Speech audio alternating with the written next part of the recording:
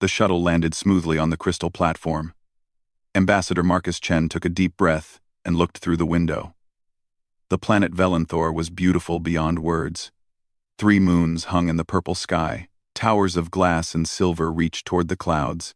Everything sparkled like diamonds under the alien sun. Marcus was 32 years old. He had brown hair, tired eyes, and a suit that cost more than his first car. Earth had chosen him for this mission because he was calm under pressure. He never panicked. He always found solutions. But today, even he felt nervous. This was humanity's first official visit to the Serene Dominion. The Velothi Empire controlled over 200 star systems. They had technology that made human science look like children's toys. And right now, Earth needed their help desperately. The swarm was coming. Nobody knew where the swarm came from. They were like locusts, made of metal and hunger. They consumed entire planets. They had already destroyed 3 human colonies. Earth's fleet was too small to stop them alone. The Velothi could help. Their warships numbered in the thousands. One word from their empress, and humanity would have powerful allies. One wrong word from Marcus, and humanity would face the swarm alone. No pressure at all. Ambassador Chen, his assistant, called from behind. "They are ready for you." Marcus stood up and straightened his tie. He had studied Velothi culture for 6 months. He knew their history. He knew their customs. He knew their language. Though he would use a translator to be safe, he was as prepared as any human could be. He walked down the shuttle ramp. The welcoming party was impressive. 50 Velothi guards stood in perfect lines. They were tall, almost 7 feet, with silver skin that seemed to glow softly. Their eyes were large and came in colors that humans did not have names for. They wore armor that looked like frozen moonlight. A Velothi official stepped forward. He was older, with lines on his silver face and kind, purple eyes. "Ambassador Chen," he said, bowing slightly. "I am Chancellor Morvain. Welcome to Velenthor. The High Empress herself will receive you. This is a great honor." Marcus bowed back, exactly as he had practiced. "Thank you, Chancellor. Humanity is grateful for this opportunity." They walked through the city toward the palace. Marcus tried not to stare, but it was difficult.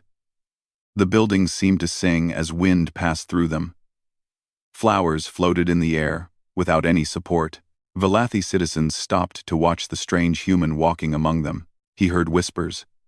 His translator caught some of them. "So small. Look at his skin. So dark and strange. They say humans live less than 100 years. How sad."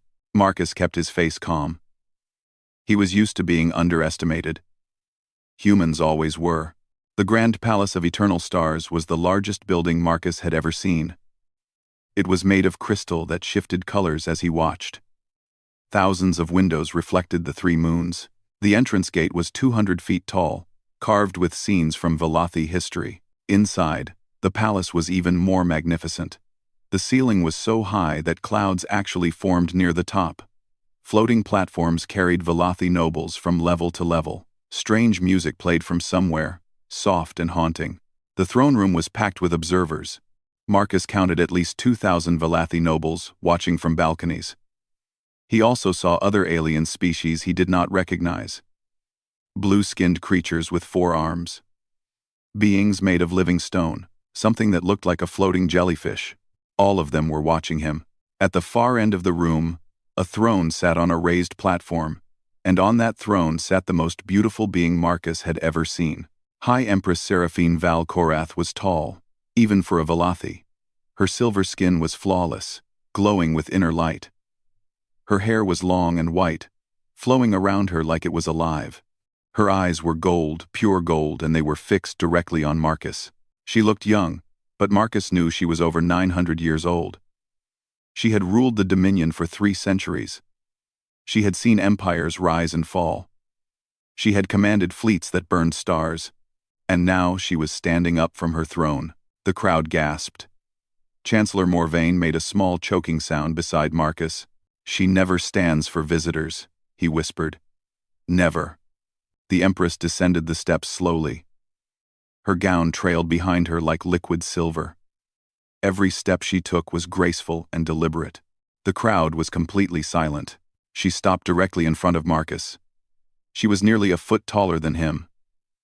Up close, her golden eyes were even more striking. They seemed to see right through him. "Ambassador Marcus Chen," she said. Her voice was like music. "Humanity sends a brave soul to speak for them." Marcus's heart was pounding, but he kept his voice steady. "Your Imperial Majesty, Earth is honored by your welcome." This was the moment. He needed to make a good impression. He needed to show respect, confidence, and friendship. On Earth, when you met someone important, you shook their hand. It was professional. It was respectful. It showed you came in peace. Marcus smiled warmly. He looked directly into her golden eyes, and he extended his right hand toward her, palm open. For a moment, nothing happened. Then the Empress's eyes went wide. Her mouth opened slightly. Marcus heard gasps from the crowd, thousands of voices inhaling at once. Had he done something wrong? Before he could pull his hand back, the Empress moved. She reached out with both of her hands and clasped his hand between them. Her touch was warm and soft. Then she turned to face the crowd, still holding his hand. "Bear witness." Her voice rang through the hall like a bell. "The human has offered the sacred binding. I accept his proposal." The crowd exploded with noise.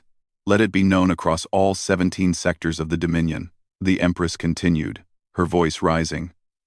"I, Seraphine Val Korath, High Empress of the Valathi, am now betrothed to Ambassador Marcus Chen of Earth."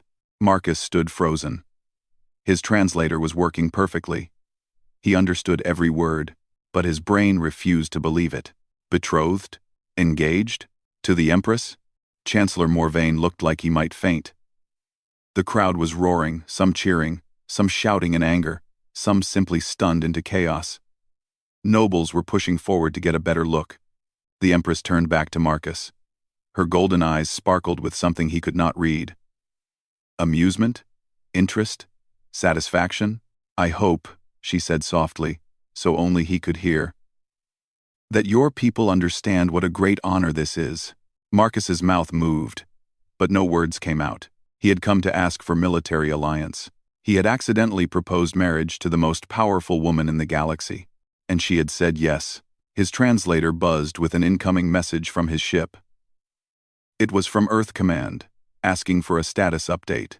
Marcus had absolutely no idea what to tell them. 3 days had passed since the disaster in the throne room.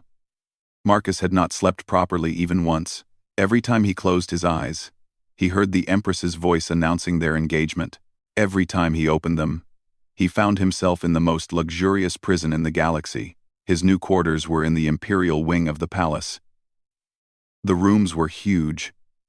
The bed was softer than clouds. The windows showed views of crystal gardens that changed colors with the moons. Servants brought him food that tasted like music felt, but he could not leave. "It is not imprisonment," Chancellor Morvain had explained nervously. "It is protection. You are now the imperial betrothed. There are protocols, traditions. You cannot simply walk around like a common visitor." Marcus had sent 17 messages to Earth Command. Their response was short and not helpful at all. "Do not offend the Valathi. Do not break the engagement. Find a solution. Earth needs this alliance." Easy for them to say. They were not the ones engaged to a 900-year-old alien empress. On the 4th day, a young Valathi scholar came to his rooms. He was shorter than most Valathi, with nervous green eyes and thin fingers that never stopped moving. "I am Torvan," he said, bowing deeply. "I have been assigned as your cultural liaison. I am here to help you understand our ways." Marcus almost laughed. A little late for that. Torvan's silver cheeks turned slightly purple. Marcus realized this was how Valathi blushed. "Yes, well," Torvan coughed. "There has been some confusion. Perhaps I can explain what happened." He sat down across from Marcus and pulled out a holographic display. Images appeared in the air between them. "Among the Valathi," Torvan began, "the hand is sacred. Our palms contain sensitive neural clusters. We feel emotions through touch more than any other sense. To expose your palm to someone while looking into their eyes, this is the most intimate gesture possible. Marcus felt his stomach drop. Go on. The sacred binding proposal is ancient tradition. It dates back 20,000 years. When a Velothi wishes to propose bonding, what you call marriage, they extend their open palm toward their chosen one while making direct eye contact. Torvald demonstrated, holding out his hand. It means, I am vulnerable before you. I trust you completely. I offer you everything I am. I was just trying to shake her hand. Marcus said weakly. On Earth, we do this when we meet someone. It is polite, professional. Torvald stared at him. You touch palms with strangers? Casually? All the time. That is... Torvald searched for words. That is very intimate of your species. Marcus buried his face in his hands.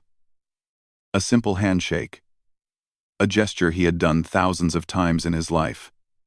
And here it meant proposing marriage. Can we explain this? Marcus asked. Can we tell everyone it was a misunderstanding? Torvald's green eyes filled with fear. No. Absolutely not. That would mean publicly declaring that the Empress is not worthy of your proposal. You would be saying she is so undesirable that you never intended to choose her. But that is not what I meant. It does not matter what you meant. It matters what it would look like. Torvald leaned forward seriously. The insult would be unforgivable. The noble houses would demand justice. There would be war, Ambassador, immediate war between the Dominion and Earth. Marcus felt cold. Earth could not survive a war with the Velothi. Not while the swarm was coming. Humanity would be crushed between two enemies. He was trapped. So what do I do? He asked quietly. You proceed with the engagement, Torvald said. At least for now. Velothi betrothals last for one full cycle of the Great Moon. That is approximately 2 of your Earth years. During this time, either party can end the engagement through proper rituals without insult. 2 years. Marcus could work with that. He just had to survive 2 years in an alien court, pretending to be engaged to an empress, while Earth figured out another solution.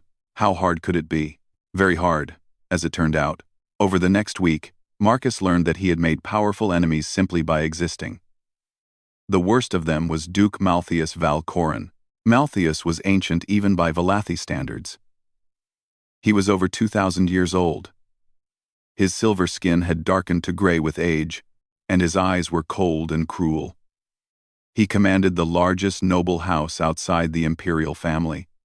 He controlled dozens of star systems.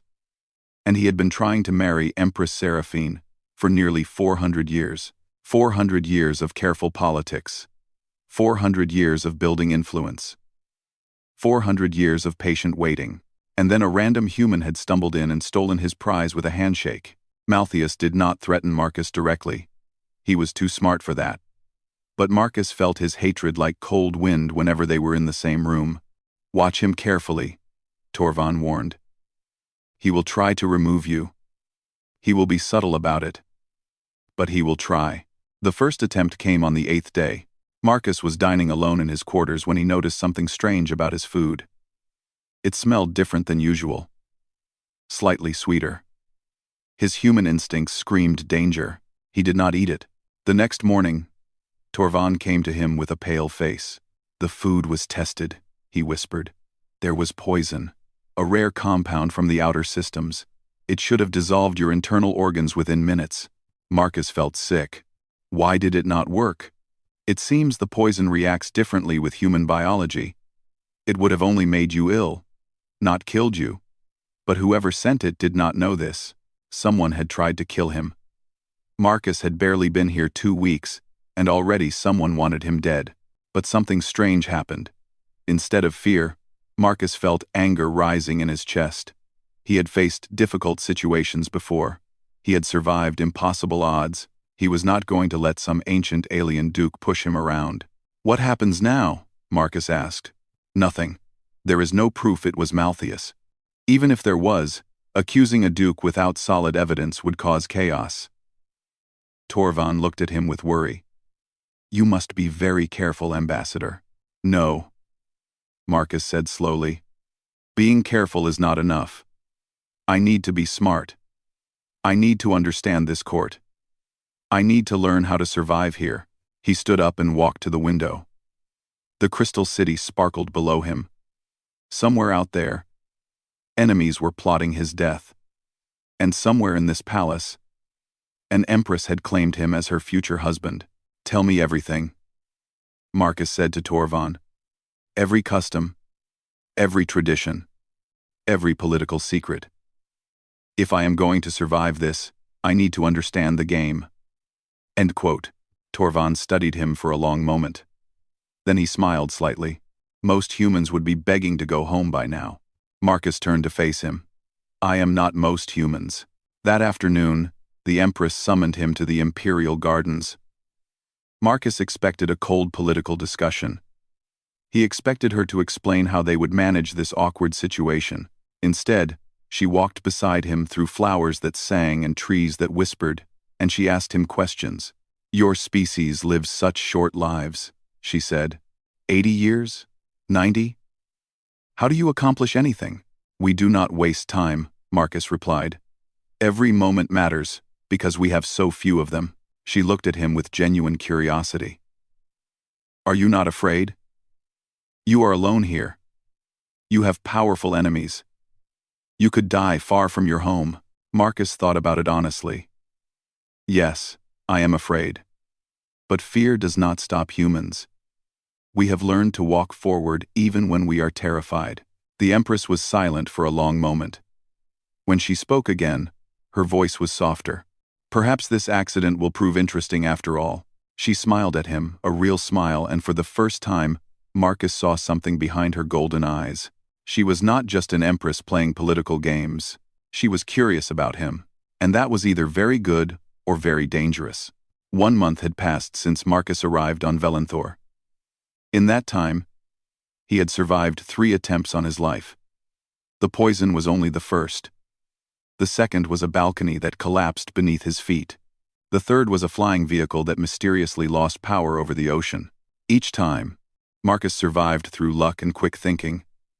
Each time, there was no proof of who was responsible. And each time, Duke Malthius watched from the shadows with cold satisfaction in his ancient eyes. The court was divided. Some nobles found the human ambassador amusing. Others saw him as an insult to Velothi pride. And a growing number watched him with something unexpected. Respect. He refuses to die, they whispered.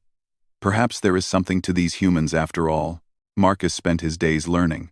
Torvan taught him everything about Velothi society, the noble houses, the ancient feuds, the complex web of alliances and betrayals that stretched back thousands of years. Marcus absorbed it all like a sponge. He also spent time with Empress Seraphine. Their meetings became regular. She seemed fascinated by human culture, human history, human ways of thinking. Marcus told her about Earth's wars and peace treaties. He told her about human art and music. He told her about how humans had crawled out of caves and reached for the stars in just a few thousand years. Your species is so young, she said one evening. And yet you have done so much. We do not have time to wait, Marcus replied. If we want something, we chase it now. Tomorrow might never come. She looked at him strangely when he said things like this, as if she was seeing something she had never seen before. But the peace could not last. Duke Malthius was growing impatient. His subtle attacks had failed. Marcus was still alive. The engagement was still valid, and every day, the Empress seemed more interested in her human betrothed. Malthius decided to try a different approach. On the 40th day, a young Velothi lord named Virenus approached Marcus in the Great Hall. Virenus was tall and handsome, with silver skin that gleamed like polished metal. He was also one of Malthius's most loyal supporters. Human, Virenus said loudly. The entire hall turned to watch. I have heard that your species considers itself brave. Is this true? Marcus felt the trap closing around him. But he kept his voice calm. Humans have courage when courage is needed. Then prove it. Virenus smiled coldly. I challenge you to honorable combat. A duel. Unless your courage is just empty words. The hall erupted in whispers. Torvon pushed through the crowd, his face white with fear. You cannot accept, he hissed at Marcus. Virenus is 600 years old. He has fought in dozens of wars. He has never lost a duel. He will kill you. What happens if I refuse? Marcus asked quietly. You will be marked as a coward. The engagement will be shamed. Earth will be shamed.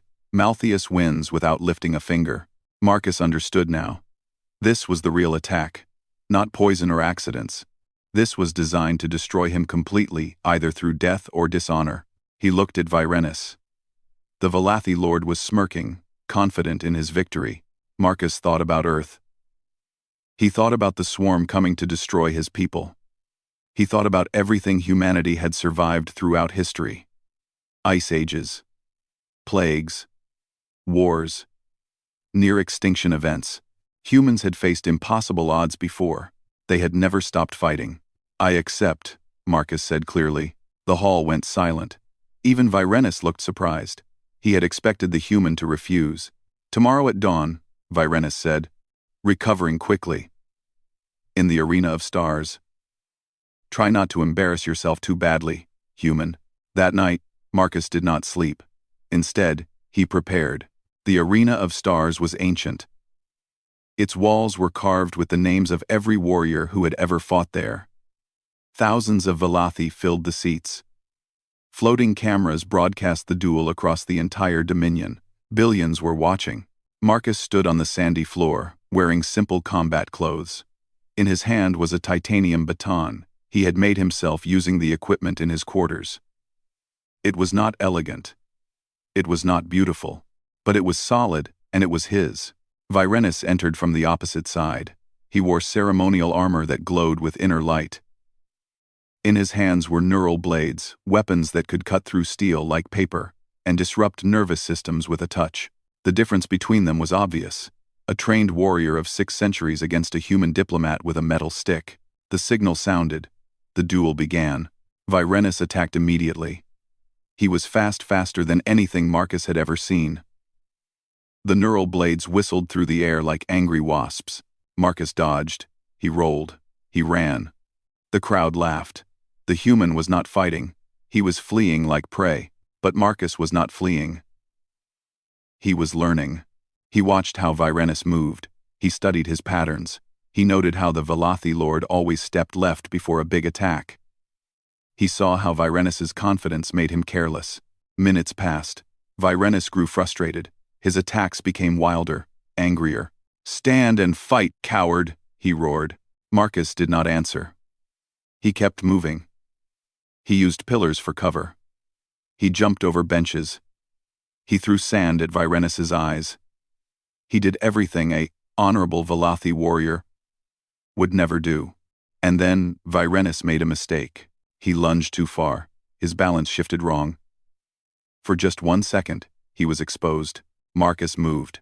The titanium baton cracked against Virenus's wrist.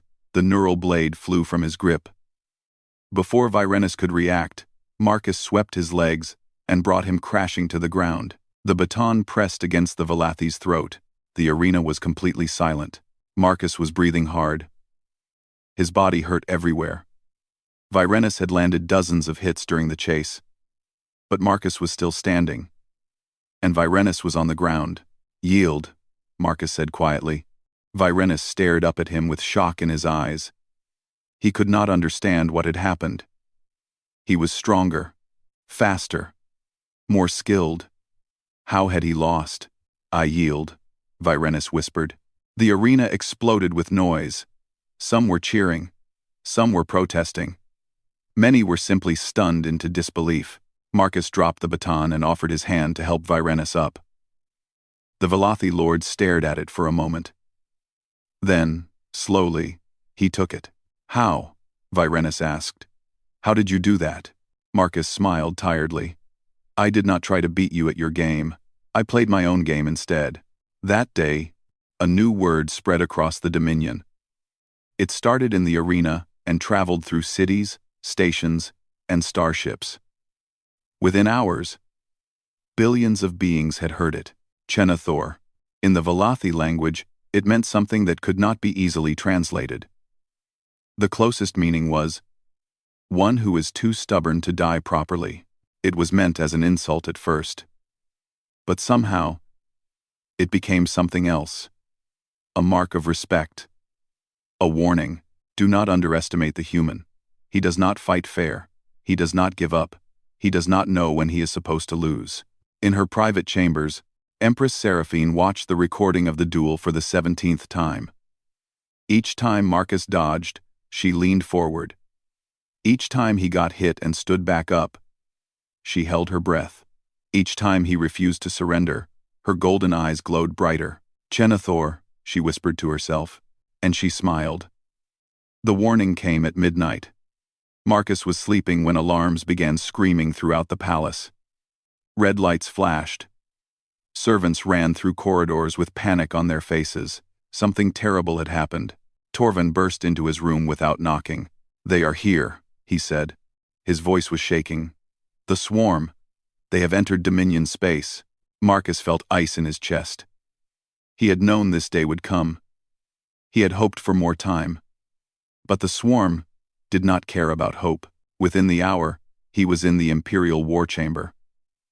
The room was enormous, filled with floating holographic displays, showing star maps and fleet positions. Dozens of Valathi admirals stood around a central table. Their silver faces grim. Empress Seraphine sat on a raised throne, watching everything with sharp golden eyes. When Marcus entered, she nodded slightly. He was surprised to be invited. He was even more surprised when she gestured for him to stand near her. "Show him," she commanded. An admiral waved his hand. The holographic display changed to show the border of Dominion space. Red dots were spreading across the map, like a disease. 200 hive ships, the admiral reported. Each one is the size of a small moon. They appeared from dark space 3 days ago. They have already consumed 2 outer colonies. Marcus studied the display. He had seen reports about the swarm before, but seeing their numbers displayed like this made the threat feel real. "What are our forces?" he asked. The admirals looked at him with surprise. They were not used to humans asking military questions. But the Empress nodded. So they answered. "The Dominion has 8,000 warships available for immediate deployment. Another 4,000 can be called from distant sectors within weeks. Thanks for watching. The Dominion has 8,000 warships within weeks, 12,000 ships against 200. The numbers seemed favorable. But Marcus knew better. "You have already engaged them," he said. It was not a question. The admiral's face tightened. "Yes. We sent a fleet of 500 ships to stop their advance at the Korath system." "What happened?" Silence filled the room. Finally, another admiral spoke. "We lost 400 ships. The swarm lost 12. Marcus closed his eyes. The mathematics were terrible. At that rate, the entire Dominion fleet would be destroyed long before the swarm was stopped. "They adapt," the first admiral explained bitterly. "Every tactic we use works once. Maybe twice. Then they learn and counter it. Our weapons become useless. Our strategies become predictable. They evolve faster than we can innovate." This was the horror of the swarm. They were not just hungry. They were intelligent. Every battle taught them. Every defeat made them stronger. "What is the current plan?" Marcus asked. "We are consolidating our fleets at the threshold of Korath. It is the sacred system where our civilization was born. We will make our stand there." The admiral's voice was heavy. "If we fall there, the Dominion falls entirely." Marcus looked at the map again. The swarm's advance was methodical. They were consuming everything in their path. Planets, stations, ships, turning matter into more swarm, growing larger with every victory. At their current pace, they would reach the threshold in 6 weeks. "May I speak freely?" Marcus asked the Empress. She raised an eyebrow. "You may."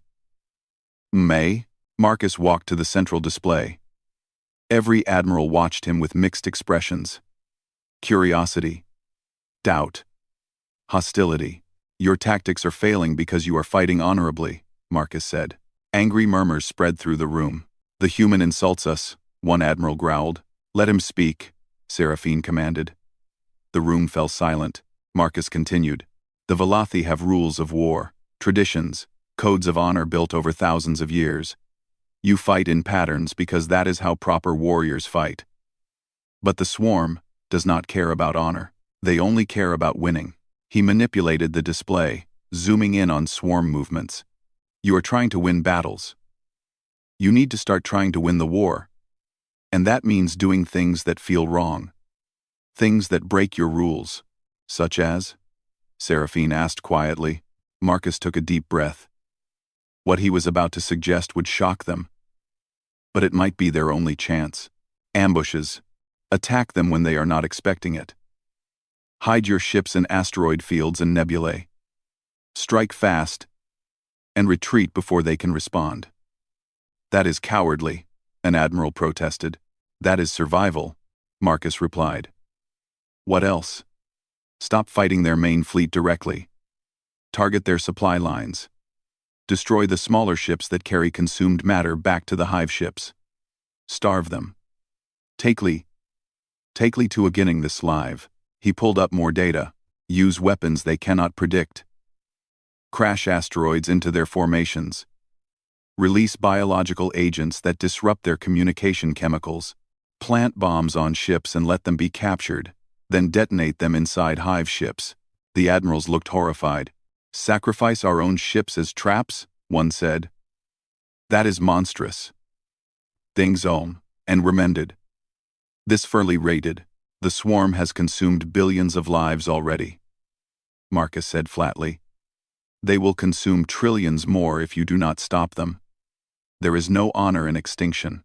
The room was silent. The admirals looked at each other, then at their empress.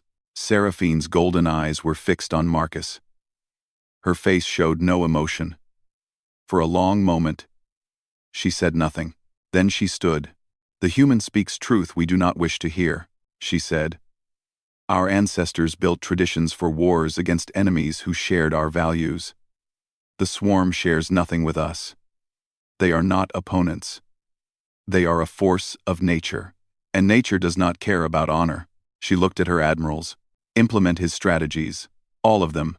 Coordinate with human military advisors. Learn their ways of war." "Your Majesty," an admiral began to protest. "This is not a debate." Her voice was cold and absolute. "Adapt or die. Those are our choices now." Earth received the request within hours. Human military experts were sent through emergency transport gates. Generals who had studied guerrilla warfare. Tacticians who had won wars against impossible odds. Soldiers who knew how to fight dirty. They arrived at Velothi command centers and were shocked by what they found. Advanced technology beyond human dreams. Fleets that could glass planets.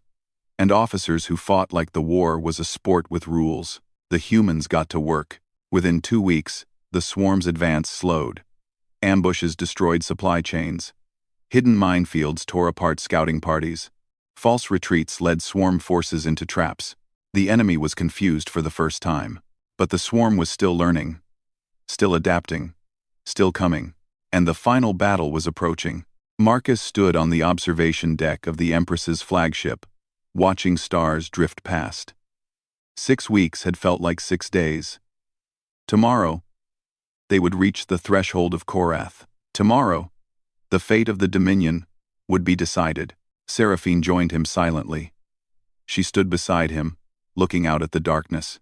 "You have changed everything," she said softly. "The way we think. The way we fight. Nothing will be the same after this." "Is that good or bad?"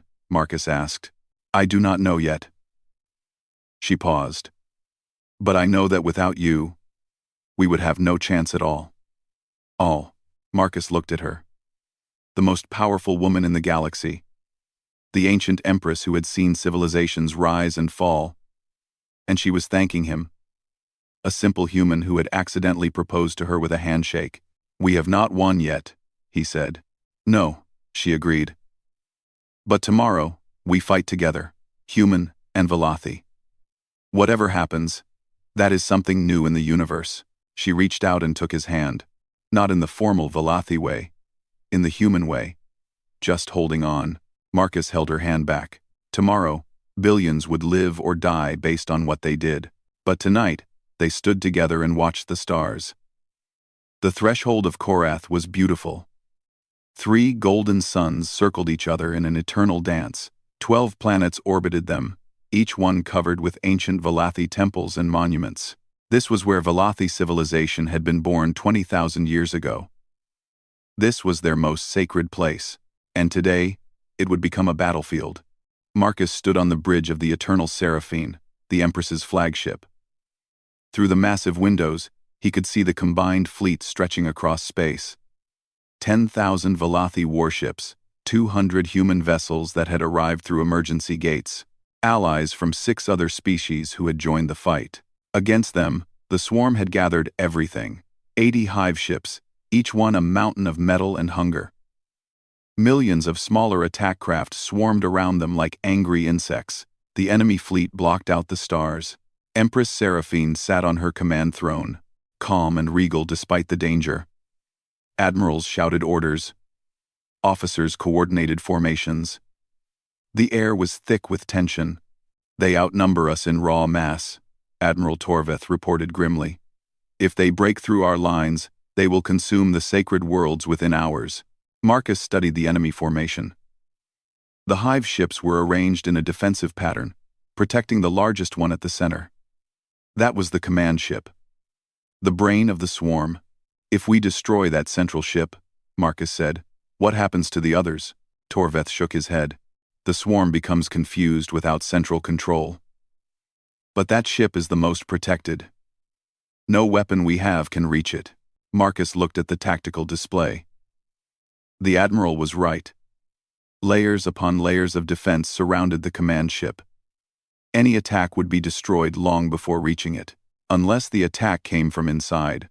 A terrible idea formed in Marcus's mind, a plan so dangerous that it was almost certainly death. But it might work. It might save everyone. He turned to Seraphine. Their eyes met. She saw something in his face that made her expression change.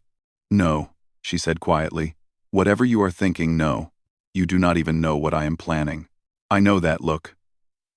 I have seen it on the faces of warriors before they sacrifice themselves." Her golden eyes were hard. "I forbid it. You cannot forbid me. I am not your subject. You are my betrothed." The word hung in the air between them. For months, their engagement had been an accident, a political complication. But somewhere along the way, it had become something else. Marcus walked closer to her throne. He spoke softly so only she could hear. "If the swarm wins today, everyone dies. Earth, Velenthor. Every world in the Dominion. Trillions of lives."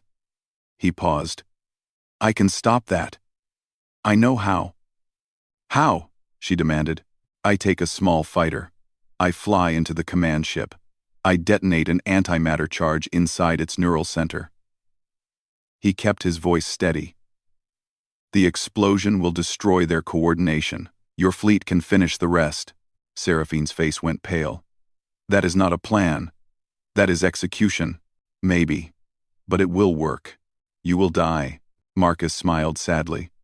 "Humans live short lives anyway. Better to spend mine saving people than hiding from danger." The battle began before she could argue further. Swarm forces surged forward. Velothi ships opened fire. Space became filled with explosions and death. For 3 hours, the fighting raged. Ships died by the dozens on both sides. Human tactics caused chaos in swarm formations, but the enemy kept coming. They adapted. They learned. They pushed closer to the sacred worlds. The tide was turning against them. Marcus made his decision. While everyone was focused on the battle, he slipped away from the bridge. He made his way to the fighter bay. A small attack craft waited there, already loaded with an experimental human weapon, a compressed antimatter charge.